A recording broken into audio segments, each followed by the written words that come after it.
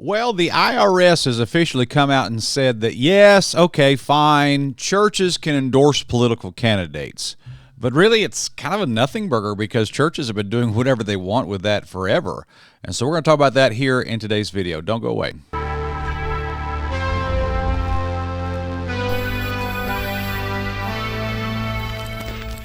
All right, guys, go ahead and smite your like button or the lizard people will get you. And make sure you become a channel member today. We're trying to get everybody to go over there. We're going to put some good content out for you guys very soon in the channel membership group. So help support this work by becoming a channel member today. This is breaking news. All right, so the IRS says churches as nonprofits can endorse political candidates to congregations.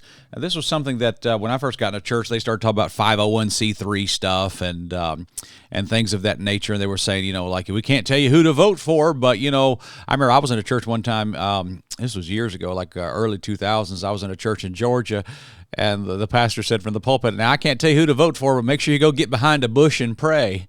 And I thought that was funny.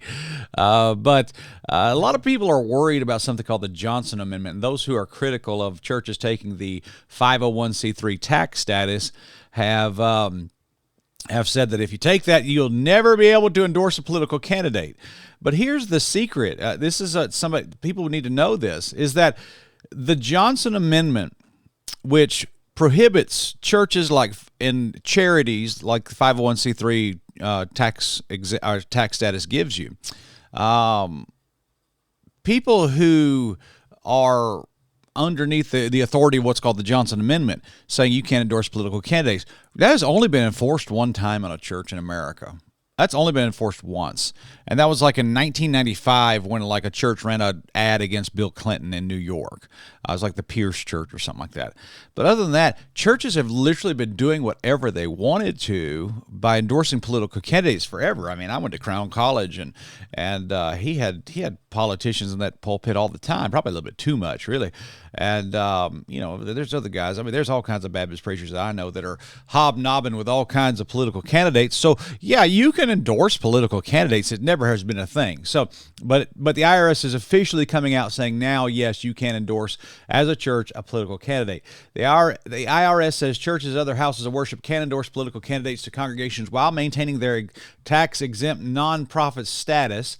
The agency made this statement in a consent judgment filed in a Texas court Monday with the National Religious Broadcasters and Intercessors for America, Sandy Springs Church and First Baptist Wascom. The plaintiff sued over the Johnson Amendment that requires certain organizations, including churches, to refrain from participating or intervening in campaigns for public office as a condition for their nonprofit tax-exempt status. When a house of worship in good faith speaks to its congregation through its customary channels of communication on matters of faith in connection with the religious services concerning electoral political views through the lens of religious faith, it neither participates nor intervenes in a political campaign with the ordinary meaning of those words, the IRS wrote.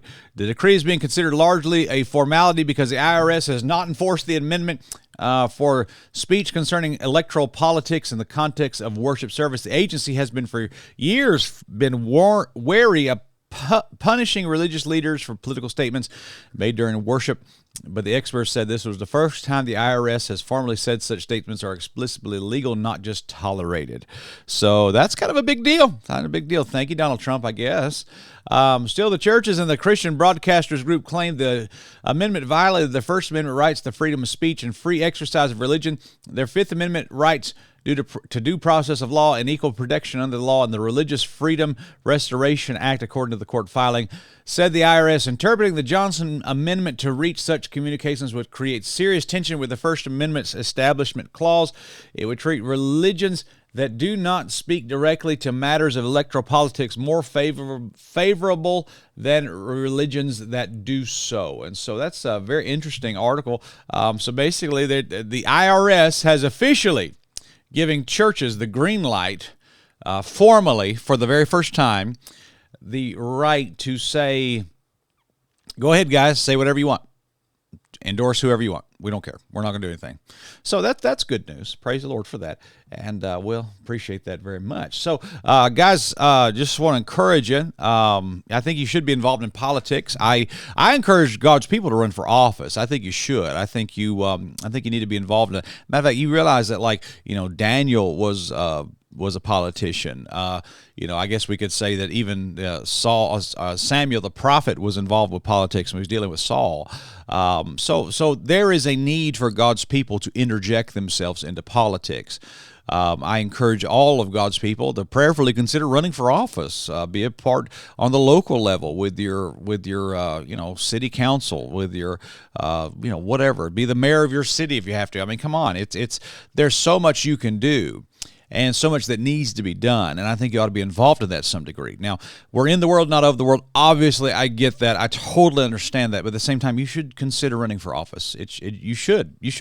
I think it'd be useful. I think it'd be helpful, and no doubt whatsoever there. So, hey, I want to promote channel membership again this week, and that'll be a blessing to you. And then we've got a video coming out on the never-ending story. Still trying to decide what we're going to call this stuff.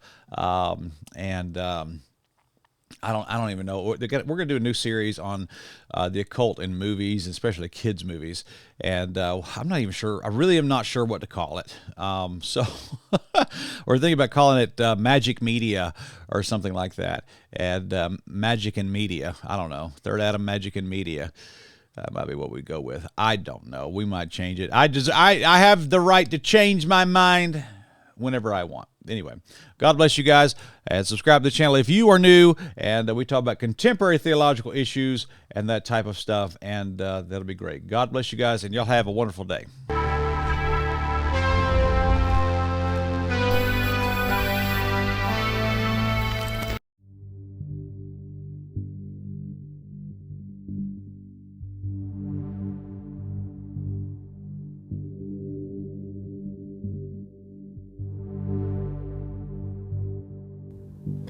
Certain men crept in unawares.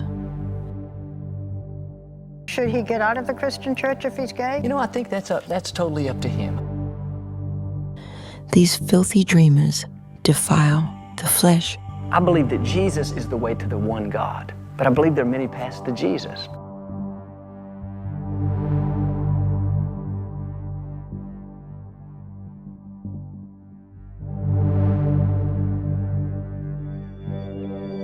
As brute beasts, in those things they corrupt themselves. What about those like the Jews, the Muslims, who don't believe as That's you in believe? God's hands. I can't be the judge. You don't judge them? No. Clouds, they are without water. Wandering stars, to whom is reserved the blackness of darkness forever, walking after their own lusts. Now, Brother Copeland and your dear wife Gloria, would you look at us? Silver and gold have we plenty.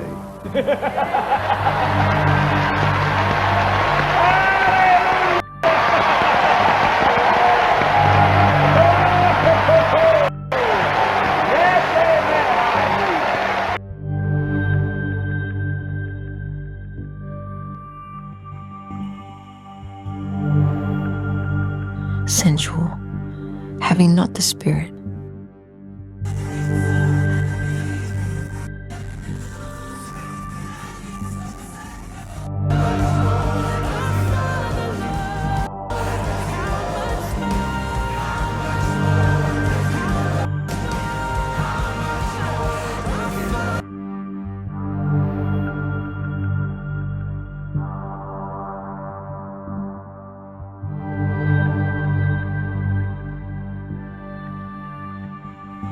While they claim to be guides, they themselves are off course.